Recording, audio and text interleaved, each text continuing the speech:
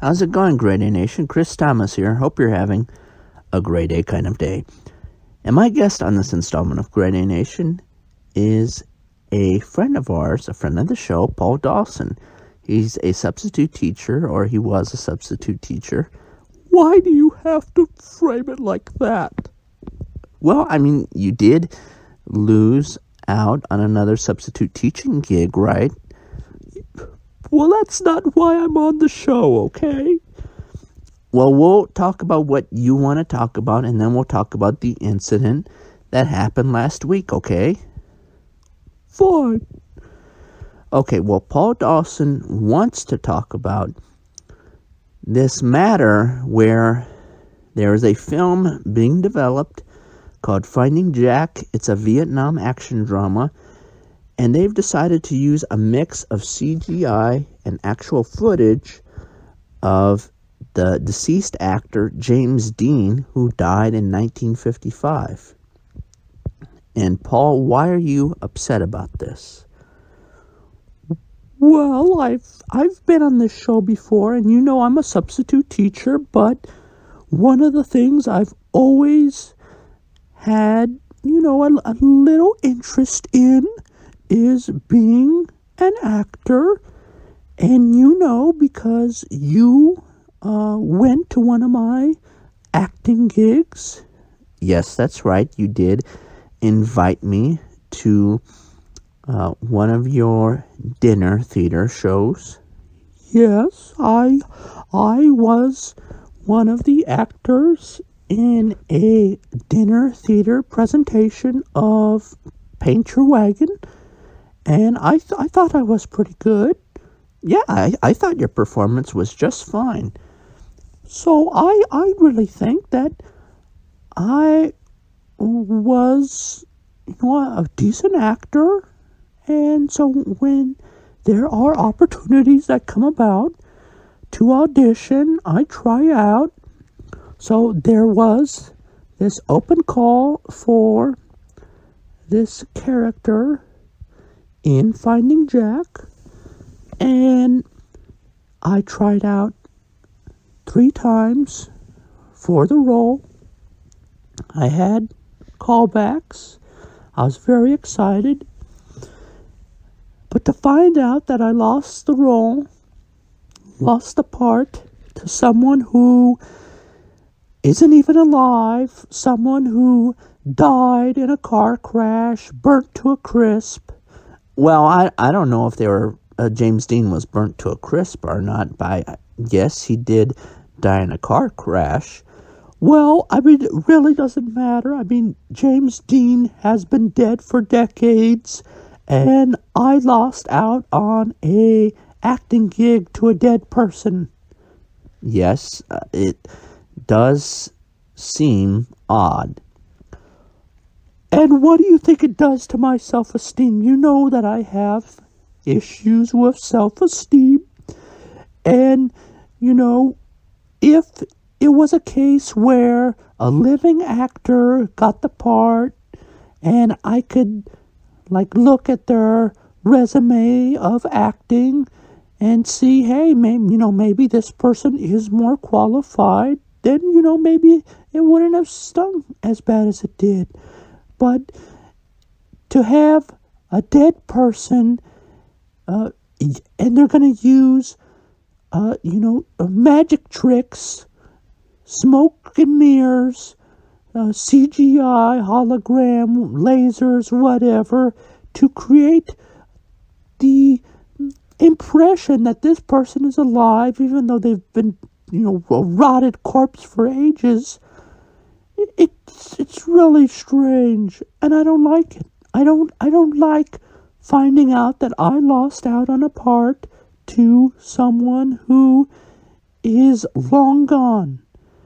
And I do think maybe that some of the people involved in the film have some sort of sick attraction to James Dean, an obsession, because they did say in the casting call for someone that had nice pillow-like lips, like James Dean.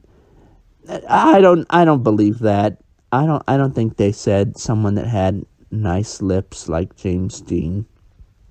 And I don't see where that matters. Well, if the filmmakers are of a certain persuasion and they want someone with big, juicy James Dean lips, maybe they're trying to get their way by hook or crook. I know, but if James Dean is dead, it's not like they're going to be able to get sexual favors from a dead person. Well, you never know. You don't know how sick the Hollywood business is. You don't know how deranged these people are. These are some really, really psychotic individuals. Speaking of psychotic, can we transition to what happened last week? Oh, yeah, you're real cute, huh? I don't really want to talk about it. Losing out on the part is bad enough. I wanted to be in Finding Jack. I know you wanted to be in Finding Jack, and I know you tried out for the part. You worked hard, and we all commend you for putting yourself out there, trying to really do something that's a departure from what you're accustomed to, which is substitute teaching. Well, thank you. I appreciate that. Okay, so let's just talk about what happened last week, because we are recording this the first week of November, and this happened last week during Halloween. So what exactly happened? All right. Well, I was a substitute teacher at this middle school, and they wanted someone to fill in Wednesday, Thursday, Friday, because the regular teacher was out at a curriculum development conference. So I was there on Wednesday, and the students were saying, Mr. Dawson, can we have a Halloween party tomorrow on Thursday? And I said, well, I don't know. What did your teacher say? And they said, well, our teacher was opposed to it, but they're not here. We could have the Halloween party. So I thought to myself, if I have them do an activity where they measure the size of the Halloween candy, that it would fit within the curriculum, because if they're measuring the size of the candy, different shapes, that's geometry. I mean, isn't that geometry? Well, I guess you could sort of make a case for that. Yeah, I thought it fit well. So I said, well, if we have an activity where we measure the size of the Halloween candy, well, we can have a Halloween party. And they were really, really happy, and they said, yay, Mr. Dawson, yay! So it felt good. It made me feel good.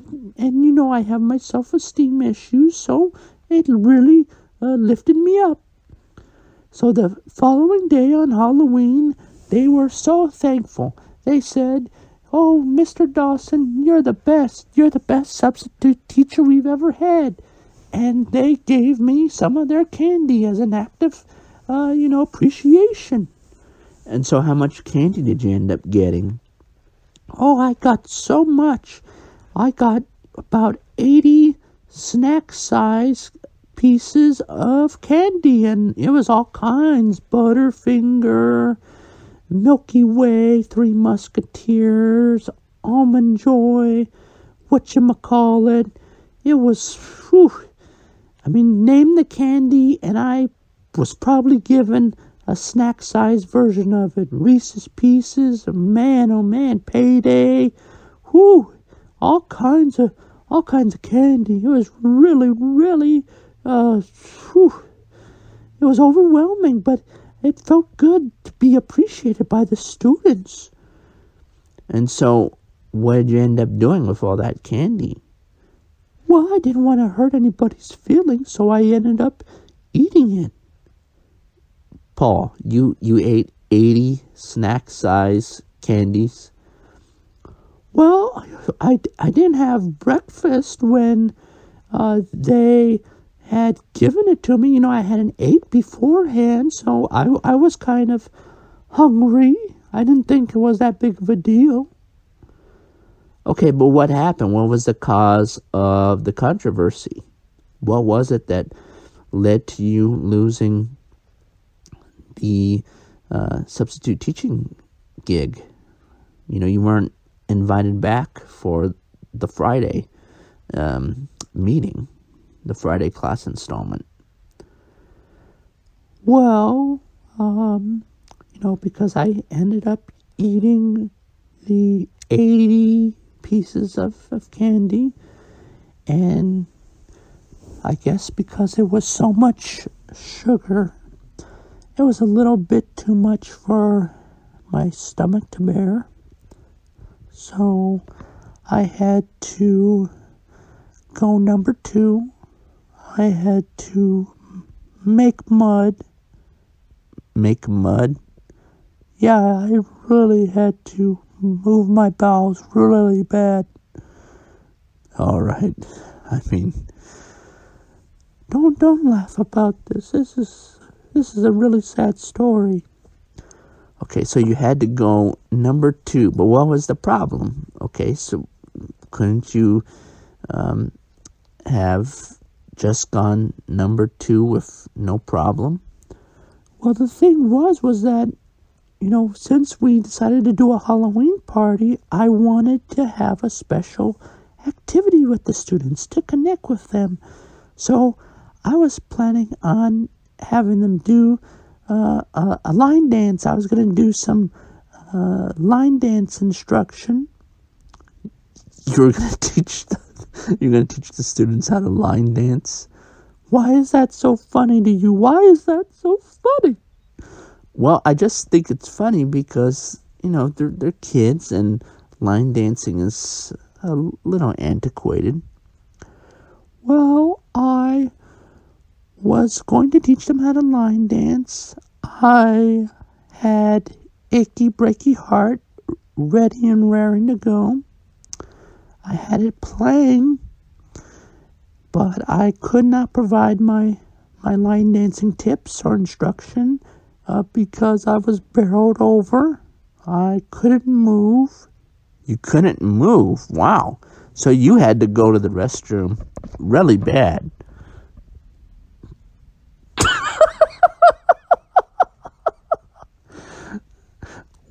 You SOB. Why are you laughing at that? Why, I just find it funny, the thought of Achy Breaky Heart playing in the background, and you're barreled over, you can't even move, you can't even teach them how to line dance because you have to go number 2 so bad. Oh, well, yeah, well, laugh it up, you jerk. Well, Paul, come on, I mean, it's just a matter of you have to look at the silliness of it all. And I'm sorry that it happened to you, but it is kind of funny. It was not funny. It was traumatic. So I could not even move. I was paralyzed practically.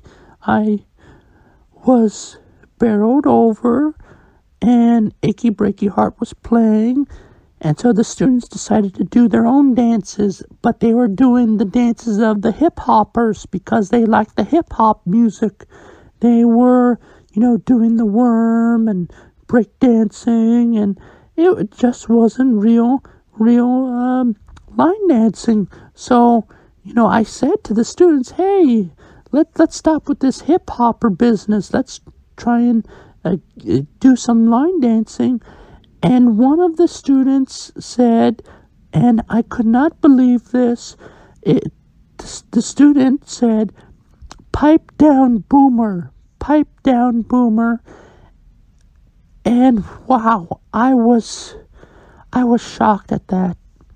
So they said pipe down, boomer, like saying, be quiet, old man. Be quiet because you don't know what's cool or anything like that. Is that essentially what that student was trying to say? Yeah, they were saying that I'm a boomer, that I don't know what I'm talking about, that my opinion doesn't matter. And I thought that was so disrespectful because, hey, if there's a situation where you can't call people racial slurs, I mean, I think boomer is a racial slur. Why do you think boomer is a racial slur? Well, you're discriminating against people, aren't you? Yes, but age isn't the same as race. I mean, yes, there's ageism, which is like racism. Well, it's just as bad as racism. So, I did tell this student that calling me boomer is just like me calling you and I did say the N-word. Oh, Paul, why'd you do that? Well, I mean, I had to go to the bathroom. I was very scared that I was going to go on myself. I was in a vulnerable position, barreled over. So when the student said, zip it, boomer, pipe down, boomer, I said, well, if you calling me boomer is just as bad as if I were to call you the N-word. But I didn't say N-word. I actually used the real word. And was this student African American or black? What do you think?